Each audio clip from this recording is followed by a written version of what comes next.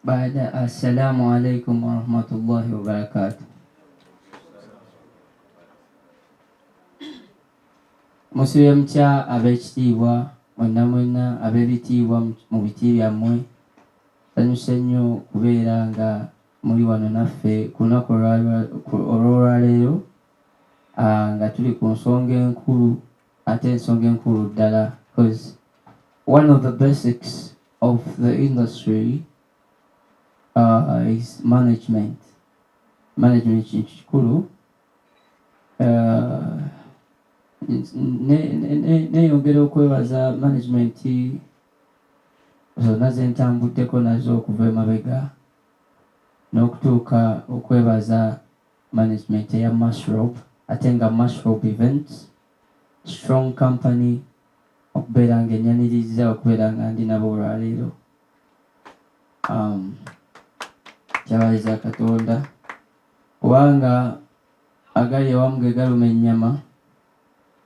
United we stand, divided we fall. I believe so. We tuba nga tukolagana ne Mushrobe ebintu bingi ebyenjawulo, because first of all Mushrobe erina capabilities amaanyi. Well, mbadde muyimbi before nga nina wendi mu industry nga ninamu ekifo mu bayimbi, naye nsuubira nti okukwataganako ate n'abasigadde naye ate n'okukwataganako ne Mushrobe kigenda kubeera nga kirinawo enjawulo gyekikola ki gyekyongerawo era gyekiteekawo. Mushrobe, first of all talking about Mushrobe, osobola otunula n'olaba first of all many artists banoonya bakolera ebintu byabwe. Kisijja kwogera nnyo attributes za Mushrobe, erina buli kimu, videography, biki bandi biki, there's a lot artists byaba yeetaagisa besajja kwogerako nnyo kubanga company ng'eno tugisuubira okuba nabyo era ebirina. That's what I can certify.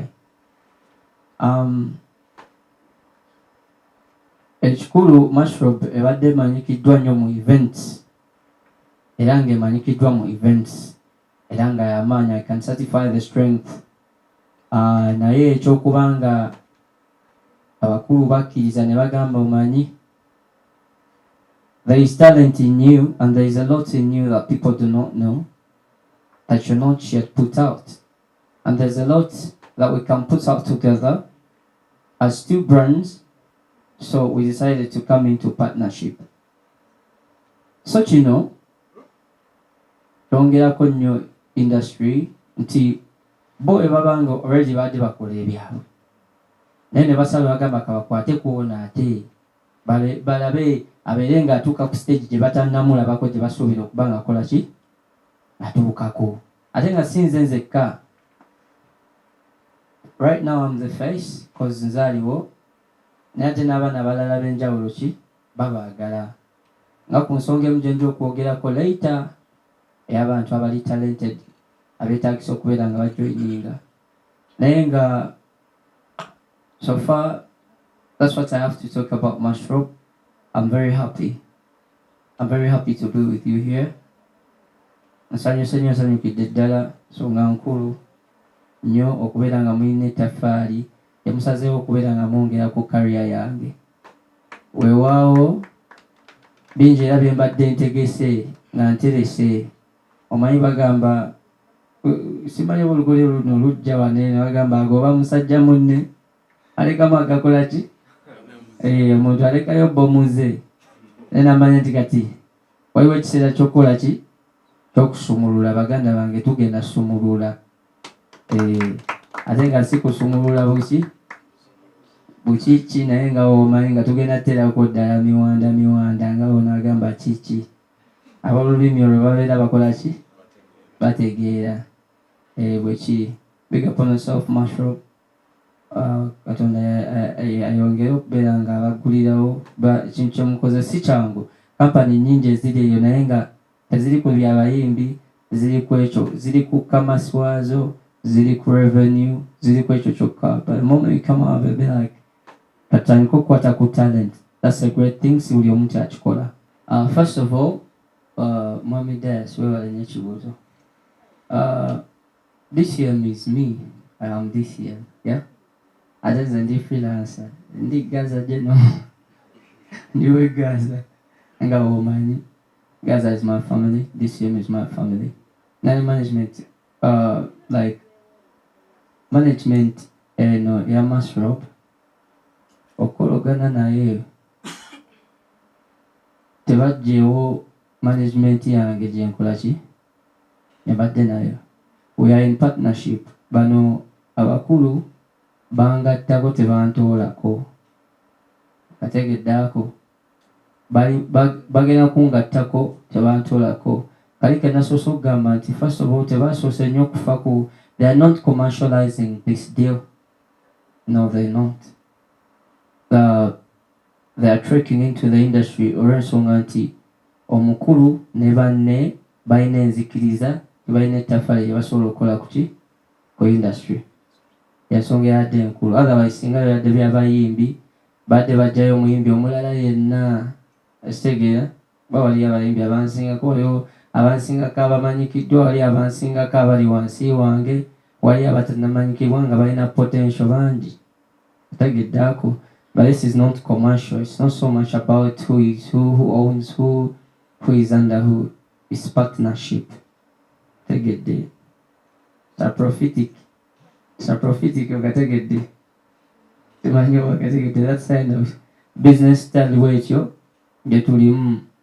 Ono alya n'ono akola ki? N'ono alya emmere ekola ki? Ewooma begenda. So simanyi oba okategedde afande wange naye nga ensonga wekyo weeri. Tewali mbuki, togenda wulirayo DCM waliwo ki? Nedda. Naye mugana Eric era naye nkola naye tewali ki. Okategeddeako. Nze ndi freelancer, alina management ye, yadde management ye eri sister nange. It's a sister management nange. As an individual, bo be bamanyi okusalawo okolagana neki ne Mashrop. Sijja kuleeta kajanja kakwasambwayo oli mannyo mbula kubanga nze banzigulidde ate nze nzigulira abalala nedda be baggulira abalala. Kategeddaako sisobola, sina maanyi galeeta muntu, sina gasenza ise bajja okwota, sinjinimu afaanyi. So our peace and the management ye naye ng'ateyo Mashrop eraga nti they are open. Era nyongera bagamba nti they are open because simanya geno ekijoba bakyogere kati ku talent search yaffe oba kijjemu later. Kale kati just mba nkawaddeko mbasunidde babeere nga bakola ki. Nze muganda nze mbadde ngimanyi. Naye muganda wange oyo gw'olaba bamuyita Nicholas, tuvudde naye wala banga ddene. Ate nga omanyi nti omanyi kati ffe mu Busiraamu tugamba ebintu bisatu ebireeta emize emibi: kubirako ensaalwa, kubirako amalala, ekisembayo bakiyita kuwankawanka. So abantu batuuka ku stage batuukako ne bakola amalala, bannaabwe ate ne basaalirwa, so ffe tetwagakola. So muganda wange Mukama aba yampisaawo tabeera mubi gy'akola ki gy'ali. So naye we yafunawo akaliwo n'agamba omanyi waliwo akakubi eno. Actually ye yasooka okubasomeramu. Abasomeramu abamasomero nga naye omuyimbi ono mumanyi wampisa kuze naye biki. So that's how it came about. Ate nga musajja mukozi mulungi bwempulira ne babeera nga bayenda osinga ekintu kyakola ki kyaleese. Nga bwe twagambye ekisooka nze nga nze omanyi nsooka kwesoosa we have an album gye nabagamba kwetuli nabo bakulu, upcoming concerts kwetuli nabo bakulu, business nyingi ez'enjawulo mugenda twala tukuba tuwa kwetuli nabo bakulu aba Mashrop. Naye nze nga womanyi ubeerako opportunity w'otuuse ogambamuko oggulirawo ku balala, ategeddaako. So tetwagala tubeere ku bayimbi abakulu kuba abakulu era abayimbi era bakyalina nabo bye bakola ki bye baagala bo nga bo. ne wali abato bemmanya bali wansi nga bakabi nga tebannabakola ki kuvaayo nabo kitegedde. So tulina akantu ke twagambye okukola ka initiative ne bakabayinga, twagala kukola Gaza Ghetto Talent Search. Tegedde ako Gaza Ghetto Talent Search. Abaana abali wansi ng'olina talent naye nga terina weekola ki weetambula, wagenda beerawo ebirabo oba kusiima ne management ekuteekako nga omanyi bya mukisa gwo. So ennaku z'omwezi njabba nga nteekayo ne posta teekayo ennaku z'omwezi ezigenda obeera ezisunsula. So tugenda kukwataganako ne media houses ezimu ezinasobola okubeera nga zibroadcastingamu olumu ku talents ezo eza wansi eziri abaana gye bali bakola ki bayimba naddala mu ghetto zaffe zetumanyi. Ekitegedde ekitalimu eno waliwo omuyimbi Alien Skin ava mu ghetto zaffe. Ekitegera mumwagala nnyo ate nga mumwagala lwaki lwa ghetto. Ekitegera abantu basinga kumwagala lwa ghetto, ekifaananyi kye kyaki kya ghetto. He's one of them ate nga wali abalala bangi. Tegeera so mbasaba ku nsonga eyo mwenna mutuwagire tusobole supporting abaana bali wansi abeetaaga okumanyikibwa ng'ate beetaaga okwongerako talenti zaabwe zibeere nga nazo zikola ki zimeruka. Era ne baza Masrobo okubeera nga yakkiziganya n'ensonga eyo. So ebisikkawo awo tujja bibawaata olulala. Kiwe kiri omuyimbi waffe omulungi ate alina vibe ng'enjogera ya leero bweri. The different media fraternity, bakozi ba Maslow na buli muntu wa Katonda yenna ali wano n'abo abatulaba kuba nkakasa nga tuli ku mpewo. Ntwala omukisa guno mu ngeri y'enjawulo okwaniriza Mudra ate omuyimbi nze gwempita omukukunavu kati oba musaayi muto ate ng'aleese amaanyi mu ggwanga mu music aliwo n'alibaawo emirembe egirijja.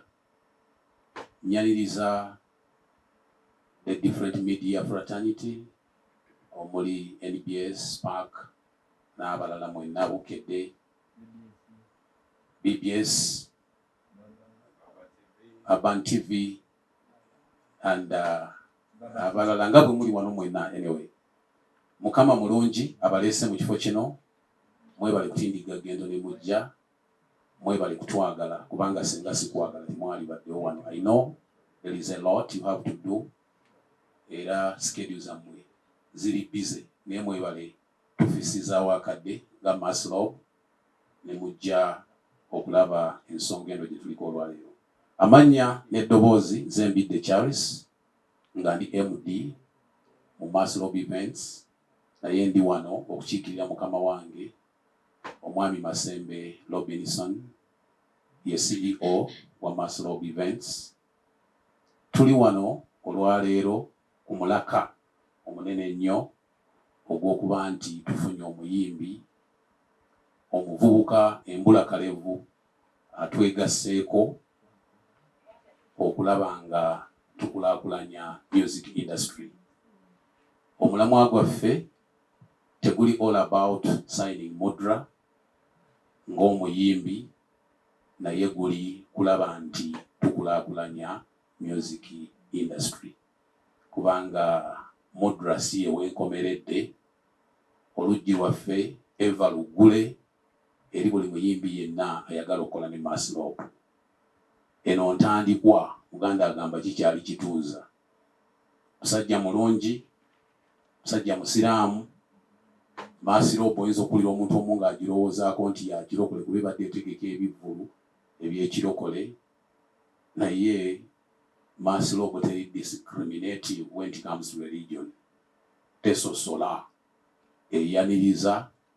Yinza okugamba nti omuntu yenna bw'akonkona ku luggi lwaffe nga twanjuluza emikono, ekifuba nga tuteekawo ng'agwa muli. Naye we twogerera akaseera kano twazze ku mulamwa gw'omuvubuka embulakalevu mu music industry. Mudra bwe tupatanize naye okulaba nga tutwala music industry mu maaso. Saagala kwogera bigambo bingi, ogwo gwe mulamwa gwaffe lwaki tuli wano. Tulina okukkiriza nti by signing Mudra, by Mudra being part of Mass-Lob events, tugenda kusitula music okuva ku level waali ffe mu ntegeera yaffe kugenda ku level endala, kuba twekkiririzaamu nti we are the number one events. Tulina buli kyetaagisa okufuula Mudra a class above ordinary. Studio tugirina, tukola buli kimu, tulina abaana bali technical, boyinza okuyita ba technocrats ba Mass-Lob. Omuziki ebinonogo ebigulimu bwe luba luzzi osena amazzi n'onywa n'okoowa. Era nina okukkiriza nti ebimu ku bye tutandise okukola ne Mudra bwe twogerera biri mu studio eyo, saagala kusoosootera bitanajja. Naye nga mu kaseera kano nyongera okubaaniriza ate ndi musanyufu. Omanyi Omuganda agamba nti essanyu baliraga, naye buli muntu alina bw'asanyuka. Eri omuntu ayinza okusanyuka ng'akaaba bukaabi. Nze nno sijja kukaaba, naye ekyamazima kiri nti ndi musanyufu nnyo okulaba nga Mass-Lob eri wamu ne Mudra nga bwe mutulaba. Tulina okukkiriza nti level gye tuliko kikyali kituuza, yeeyongera kulinnya buli lwe mulaba nga tulinaanaganye. Nsanyuse nnyo okulaba kulwa bulungi bwa industry. Obuuzizza nti tumanyiddwa nnyo mu gospel arrangements, naye ku mulundi guno kiki ekigenze mu maaso okudda sayidi eno, era n'obuuza nti waliwo abaali balowoozebwako maybe okubeera mu kategori yemu naye tekyasoboka. Ekyo kyenja okutandikirako. Omuganda agamba nti eby'omunju tebitottolwa. Mu buufu obwo nno waliwo ensonga ezibanga za mu nnyumba era zisigala za mu nnyumba. Sijja kunonooza muyimbi atali wano, omuyimbi ali wano ye Mudra. Era nga tugenda mu maaso, abandaba n'abampuliriza nkakasanga nina media fraternity almost yonna ey'eggwanga. Mudra ye muyimbi wa Mass-Lob at the moment. Sayidi ey'okubiri obuuzizza ekibuuzo ekyo tumanyira mu gospel. Mu bigambo byange ebyasoose, ndi musajja wa mmamba ate ndi mmamba nto tefa ttama. Tugamba nti tolya bigambo byo. Nayogedde ne ŋŋamba nti bwe tuba nga tumanyiddwa mu gospel industry, nagambye oluggi lwaffe tulina gate naye buli agikonkona tuteekawo emikono n'agwa mu kifuba. Ekitegeeza nti twaniriza buli muntu regardless of the religious background. Oba mulokole, oba mu Seventh Day, oba mu Katoliki, olwaliro tulina Musiraamu. Industry eya music bw'oba wagigattako ttafaali, togatta ku an individual era togatta ku ddiini emu. Industry ya music ngazi erimu buli kika kya ddiini. Ne wenjogerera wano mu media fraternity abali wano mwenna mwabuka n'amadiini, ne mwenna mukola omulimu gutya gumu. Mu buufu obwo nno tugamba nga Mass-Lob nti tetusosola mu ddiini. Era olwaleero tulina omusajja Omuyisiraamu. Nyinza okukonkludinga nga ngamba nti assalaamu alaikum wa rahmatullahi wa barakatuh. Nsanyuse nnyo ddala Mudra okukkiriza ensaba yange n'arespondinga bulungi, era nga musuubiza tugenda kukola bulungi nga bwe namutuukirira enjogera naye, era nsuubira tugenda kukwatagana. Wava peace one manager. Manager wava peace award. Siya ava peace ya Mudra ya Mass-Lob. Toleta buje mubala. Pana etsanso bala mwe tukafuka kimu buli wamu tubeera mubeera. Tubeeyanza okubeera mu nteekateeka.